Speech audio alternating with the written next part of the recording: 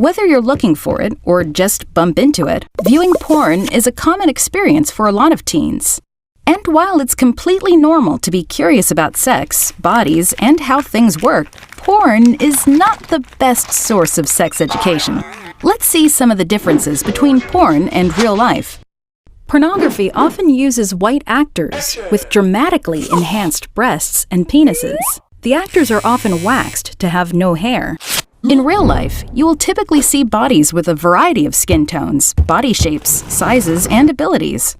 Porn uses exaggerated special effects and other movie-making tricks to produce fantasy, such as semen from a penis being ejaculated much farther than is humanly possible. Additionally, people with vulvas often have easy and frequent orgasms, which also does not reflect real life.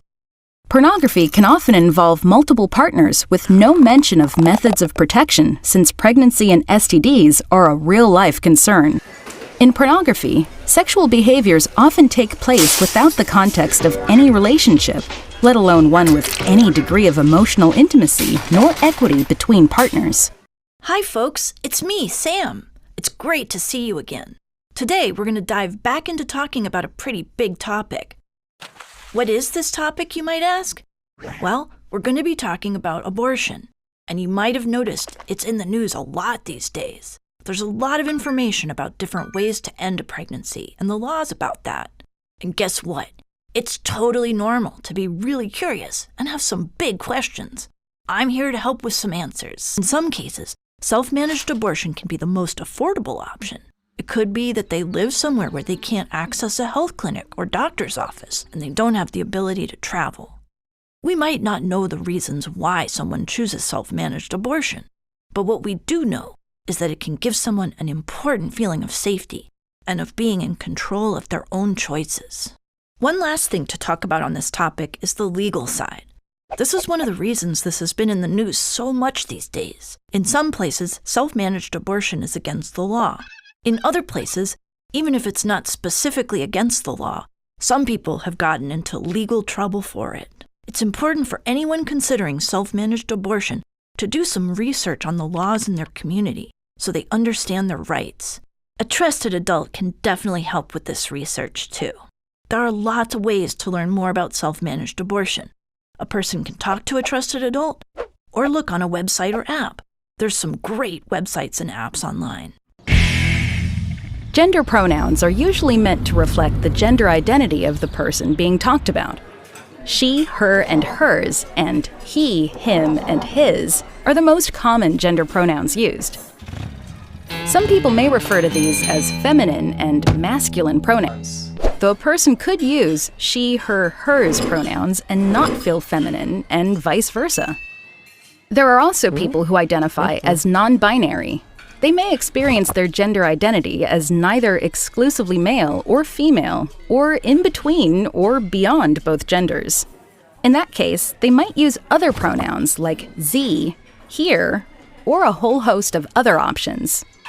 The word they, which is often used to explain the actions of a group of people, can also be used to describe one person alone. For example, they rode their bike to the store.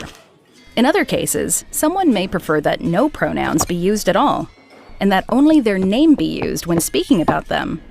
Jason rode Jason's bike to the store. There are many different pronouns that a person can use, so it's less important that you know them all, and because you can't always know what a person's pronouns are just by looking at them, it's important that you ask for and use the pronouns that the person's requested. This is a basic sign of respect for a person's humanity and identity.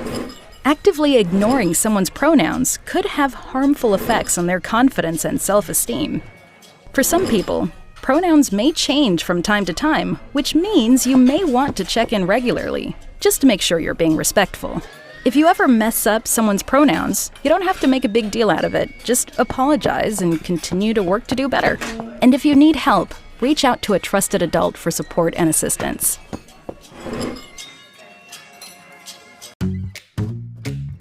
We are all sexual beings, in our private lives and in public, alone and with others, in our heads and in our bodies, from when we are born until we die.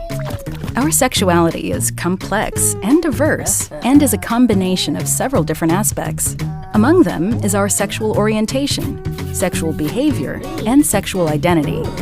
Sexual orientation is our feelings of physical and romantic attraction. Sexual behavior refers to what we do sexually with ourselves and with others. Of course, sometimes people feel an attraction but do not act on it. Sometimes people have sexual feelings but do not act on them. Sexual identity is how someone thinks of themselves in terms of to whom they are romantically or sexually attracted. While most people define themselves as heterosexual, other common sexual identities are homosexual, pansexual, bisexual, and asexual. Many people's sexual orientation aligns with their sexual behavior and their sexual identity. For example, a woman who is attracted to only other women engages in sexual relations only with other women and identifies herself as a lesbian. But not everyone's sexual orientation, sexual behavior, and sexual identity align.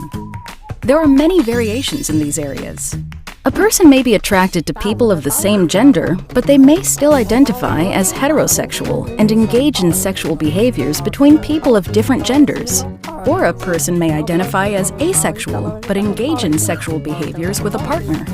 All of these variations, common or unique, shifting or fixed, are perfectly normal. There is no right or normal way to be. Each person has their own way. It's important not to feel any pressure to assume a particular identity or label. In fact, some people aren't into labels at all, and that's okay. The only one who determines your sexual identity and its meaning is you.